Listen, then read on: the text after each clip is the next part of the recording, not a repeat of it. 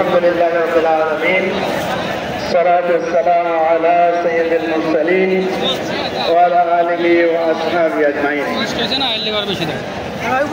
আজকে এই বিশাল এবং মহান সমাবেশের শ্রদ্ধেয় সভাপতি ইসলামী আন্দোলন বাংলাদেশের সংগ্রামী আমি অত্যন্ত শ্রদ্ধেয়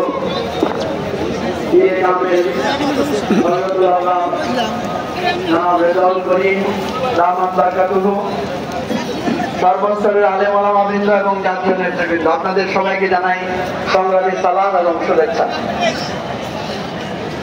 আমার দুটা কথা। প্রথম কথা হলো, আমরা যারা